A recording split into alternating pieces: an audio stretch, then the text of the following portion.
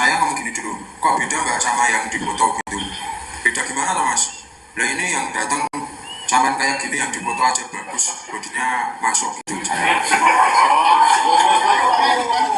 Beda, beda. Yang di foto itu bodinya bagus, putih, cantik pokoknya. Tapi yang datang enggak. Sampai ini wong lemo order mie atau mas, orang minang wong.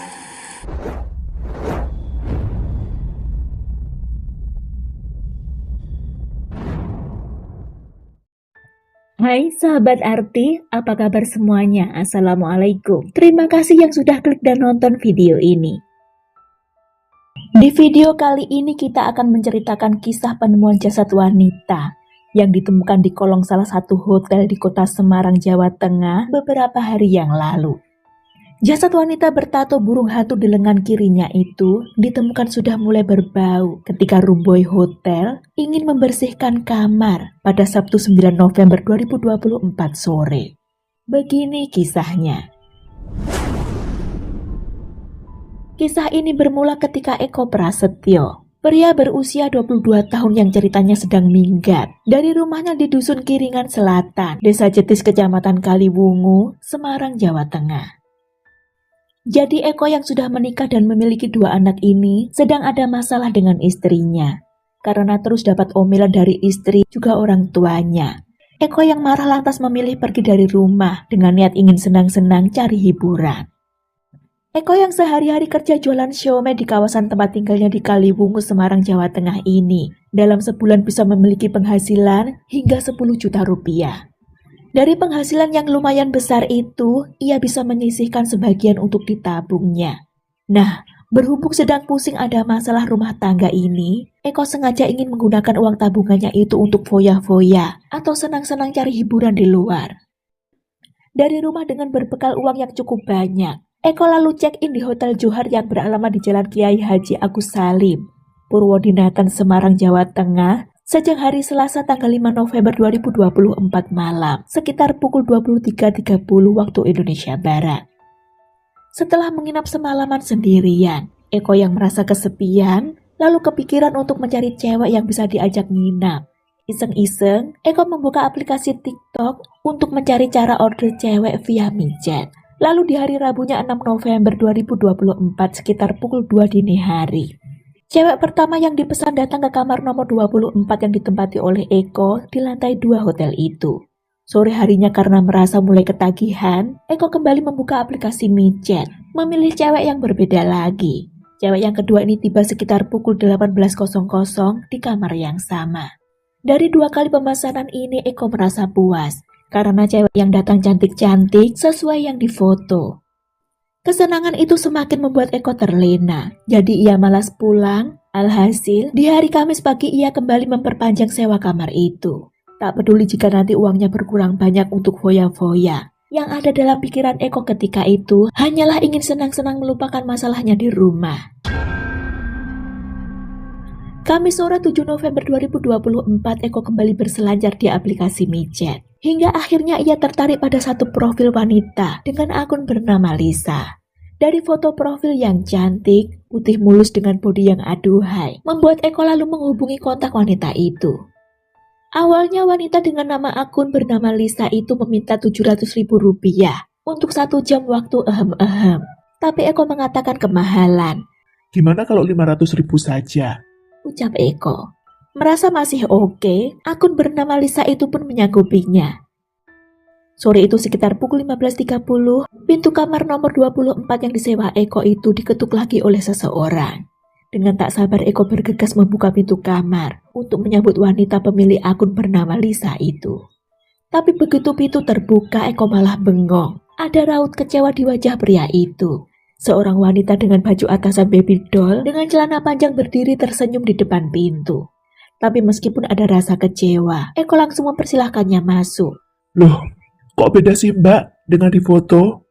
Beda gimana? Nah di foto cantik putih, ini kok beda, gemuk ndak putih. Merasa tak berhasrat lagi, Eko berniat membatalkannya dengan memberikannya uang Rp100.000 sebagai ganti uang transport. Namun ternyata wanita yang saat itu belum diketahui nama aslinya itu menolaknya dan bersikeras harus jadi karena Eko sudah memesannya. Wanita itu mendekat merayu Eko. Mulai tergoda, Eko pun akhirnya luluh. Singkat cerita, sore hari itu kembali dihabiskan Eko bersama wanita penjajah cinta sesaat. Sekitar pukul 16.30, usai berhubungan, Eko menepati janjinya memberikan uang Rp500.000 kepada wanita itu. Setelahnya si wanita beranjak ke kamar mandi untuk membersihkan diri. Tapi begitu keluar kamar mandi, tiba-tiba wanita pemilik akun bernama Lisa itu berkata, "Kamu sendiri juga gemuk gitu, Mas? Orang gemuk kok pesan micet? Merepotkan saja," ucapnya membalas kata-kata Eko yang di awal kedatangannya juga menghinanya. Tapi ternyata kata-kata balasan itu tak diterima oleh Eko. Pria itu langsung berdiri mendekati wanita yang masih berada di ambang pintu kamar mandi itu. Awalnya didorongnya tubuh si wanita itu ke tembok sambil dicekiknya dengan kedua tangan. Korban sempat berteriak minta tolong sebanyak 2 kali, namun suaranya hanya lirih sayup-sayup sehingga tidak ada orang lain yang mendengar. Hingga kemudian didorongnya kembali masuk ke kamar mandi yang membuatnya terjatuh ke lantai sambil terus dicekiknya sekitar 5 menit lebih. Tak hanya itu, Eko juga menginjak bagian dada wanita itu 1 kali hingga diyakininya korban benar-benar telah tak bernyawa. Eko yang tersadar atas ulahnya pun mulai panik dan menyesal. Dengan bingung dibiarkannya tubuh tak bernyawa itu di dalam kamar mandi. Sambil duduk merenung, disulutnya sebatang rokok lalu dinyalakannya TV. Beberapa jam kemudian, tepatnya sekitar pukul 19.30, Eko mendapat ide untuk menyembunyikan jasad korban di bawah kolong tempat tidur. Perlahan didorongnya tubuh itu ke kolong ranjang dengan posisi tengkurap, lalu bagian kepalanya ditutupnya dengan jaket jeans milik Eko. Ketika itu Eko berpikir, petugas hotel akan lebih lama menyadari keberadaan mayat itu. Semalaman Eko yang tetap berada dalam kamar hotel itu sama sekali tak bisa tidur. Keesokannya Jumat 8 November 2024 sekitar pukul 6 pagi, Eko mengambil ponsel dan uang milik korban. Kepada resepsionis hotel, Eko pamitan mau keluar untuk beli sarapan. Padahal sebenarnya Eko langsung kabur menuju ke Terboyo dengan naik angkot. Selanjutnya ia menuju ke Terminal Boyolali. Sementara itu di hari Jumat siang sekitar pukul 13.00, petugas hotel yang tak kunjung melihat Eko check out, lalu menuju kamar nomor 24 yang disewa oleh Eko, bermaksud menanyakan apakah ingin check out atau memperpanjang sewa kamar lagi. Tapi karena tak ada jawaban dari dalam kamar, petugas hotel membiarkannya hingga keesokan paginya, Sabtu 9 November 2024. Sabtu pagi itu sekitar pukul 8. Karena tetap tak ada jawaban dari dalam kamar, petugas lantas membuka pintu kamar dengan kunci cadangan. Ketika itu ia tak melihat sesuatu yang mencurigakan di kamar tersebut. Hanya saja memang ada bau tak sedap yang mengusik penciumannya. Siang harinya, saat room boy masuk untuk membersihkan kamar, bau busuk semakin menyengat.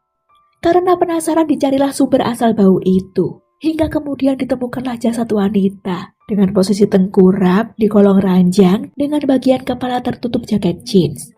Wanita itu memakai setelan baju baby doll warna putih motif bunga lengan pendek. Bawahan selutut ada tato bergambar burung hantu di lengan kiri dan tato lainnya di lengan kanan. Tampak pula ceceran darah mengering di sekitar wajah korban. Rumbo yang melihat itu pun panik, lalu segera memanggil beberapa petugas hotel lainnya. Tim Inavis yang tiba bersama petugas dari Polresta Semarang segera melakukan pemeriksaan terhadap korban, juga melakukan olah TKP. Hasilnya ditemukanlah luka bekas cekikan dan luka berdarah di bagian mulut. Sedangkan ponsel dan uang korban telah raib. Dari keterangan pihak hotel, tak ada yang melihat kedatangan korban ke hotel tersebut karena kamar itu dipesan atas nama seorang pria. Sementara identitas asli korban akhirnya berhasil diketahui setelah jenazah dilakukan otopsi. Atas nama Nadia Juni Setia Utami, berusia 25 tahun, warga Candi Persil, Kaliwiru, Kecamatan Candisari, Semarang, Jawa Tengah. Eko Prasetyo si pelaku yang masih berada di Terminal Boyolali, yang tak memiliki ide harus kabur kemana, lantas berniat ingin pulang saja ke rumahnya di Kaliwungu, Semarang. Namun sebelum lolos, Eko berhasil ditangkap ketika sedang ngopi di sebuah warung di area Terminal Boyolali pada Minggu 10 November 2024 dini hari.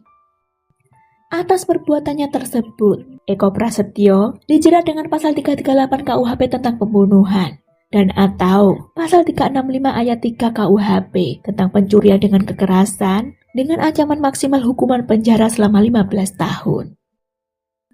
Semoga dari kisah ini kita bisa mengambil pembelajaran yang berharga ya. Ketika sedang ada masalah, carilah solusi dengan kepala dingin. Jangan hanya mencari pelampiasan yang justru bisa mendatangkan masalah fatal. Sekian kisah ini, terima kasih waktunya, jaga diri.